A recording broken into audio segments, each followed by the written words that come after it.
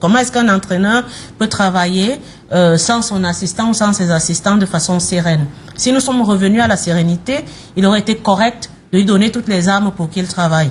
Ce monsieur a une force mentale impressionnante parce que ce par quoi il est passé et que nous tous nous avons vécu et faire des résultats aujourd'hui qui sont les siens, je dis que c'est quelqu'un qui a une force mentale admirable. Donc si on est parti sur le consensus, qu'on joue carte blanche et qu'on lui permet de travailler, et s'il s'exprime comme ça devant les gens, devant la presse, et sachant qu'il est filmé et que cette communication va arriver au récepteur qu'il vise, c'est pour lui dire effectivement que soyons des gentlemen, respectons nos engagements. Quand on dit assistant, tu aurais dû lui répondre. Chez les anglophones, on dit assistant coach. Bon, voilà. Non, je n'étais pas posé la question. Je dis chez les anglo-saxons, on dit assistant coach. C'est comme ça. Je n'étais pas posé la question. Je dis que c'est comme ça. Alors, Marc Brice est venu avec son assistant, avec lequel il travaille. Dans tout ce staff pléthorique et indigène que vous voyez là. Indigène? Oui, parce qu'on n'a jamais vu ça. On n'a jamais vu 15 personnes.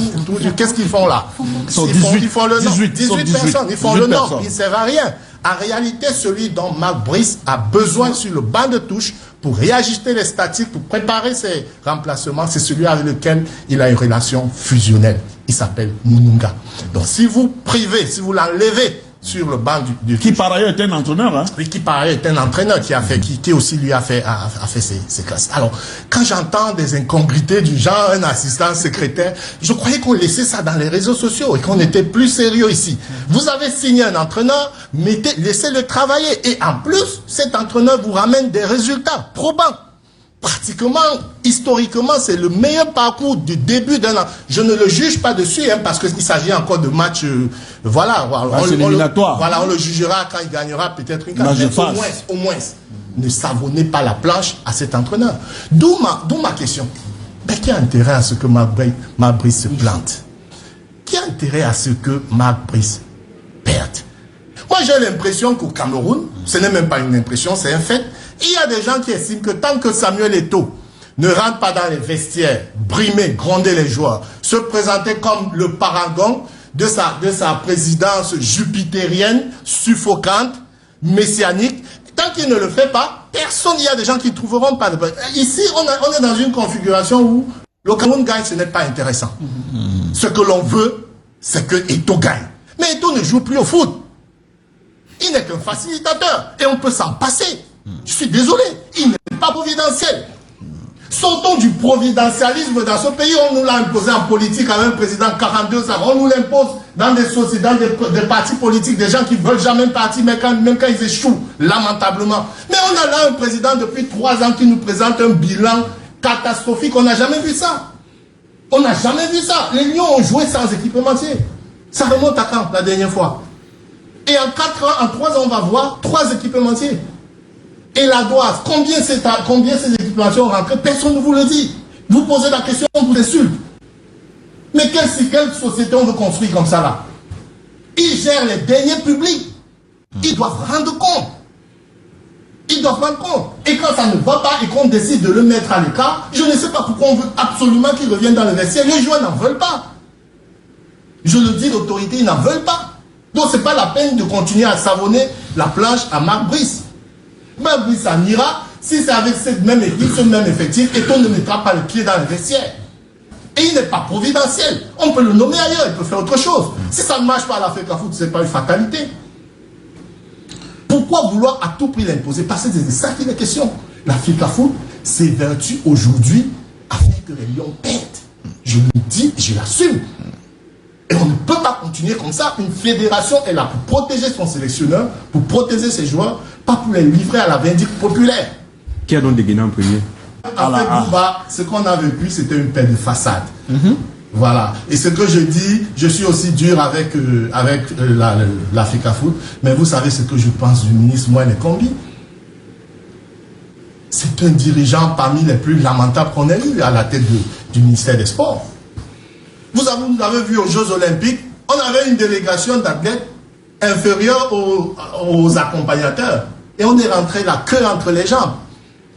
Dans tous les toutes les fédérations, pratiquement 2/3 des fédérations, c'est la guerre. Et il prend ouvertement position en toute illégalité, comme à la fédération camerounaise de volleyball.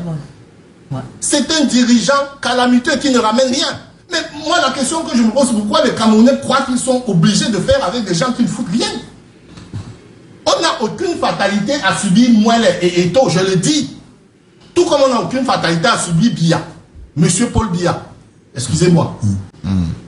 Pour moi, pour le cas de Mouelle, il y a longtemps qu'on aurait dû, s'il y avait eu un remaniement, il aurait dû partir de ce poste parce qu'il est totalement improductif. Okay. Pour le cas de Samuel Eto'o, on a juste voulu arrêter la saignée parce que si on le laissait là, c'est 50 milliards de déficit en 4 ans. Qui va payer la note? Moi, j'ai pas d'argent pour payer ça.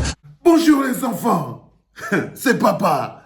Mon mur est un asile psychiatrique à ciel ouvert. Ça va à l'église, ça va. Arrêtez de bousculer la clinique. Arrêtez de bousculer, pas moi et parle.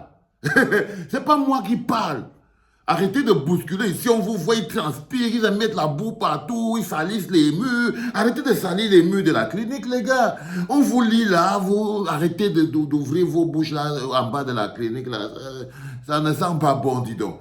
Mon mur est un asile psychiatrique à ciel ouvert et ma salle d'attente est toujours bondée. Bienvenue à la clinique, les enfants.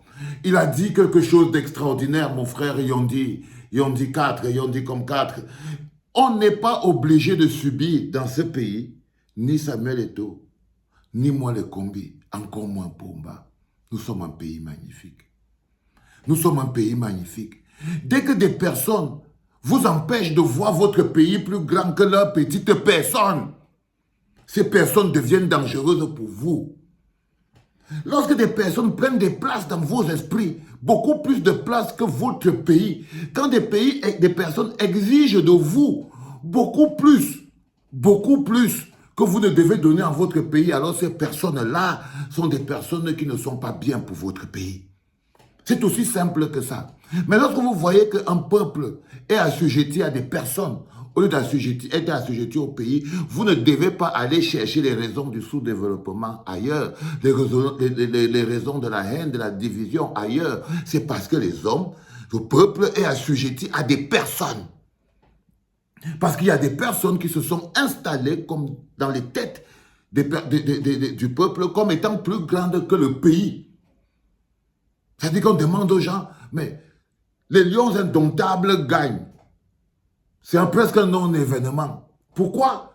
Parce qu'à côté, il y a des personnes qui voulaient que c'est plutôt... Il y a un problème, Samuel Eto'o, qui empêche les Camerounais de enjoy la victoire des lions. Pourquoi c'est que toi, un être humain, tu peux te mettre dans une situation où ta frustration, le fait que tu n'es pas content, le fait que tu es gêné, soit suffisamment grand pour que la victoire des lions indomptables soit reléguée au second plan.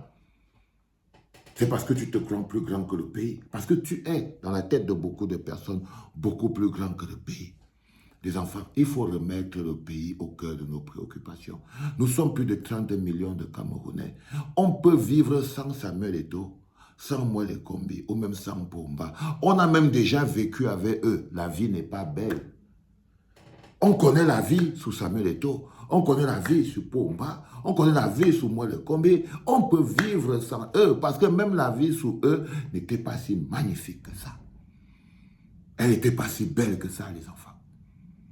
C'est le plus important et le plus intéressant. Aujourd'hui, c'est jour de match, les gars. Aujourd'hui, c'est jour de match. Hein. On va faire une petite capsule pour les Lions indomptables, ne vous inquiétez pas. Mais là, c'était important de relayer ce message de Yondi. Le Cameroun est beaucoup plus grand. On a 30 millions de personnes. Nous ne sommes pas assujettis aux gens. Tant que vous mettrez des hommes beaucoup plus grands dans votre cœur que le pays, nous resterons dans la situation où nous sommes. Les enfants, c'était papa.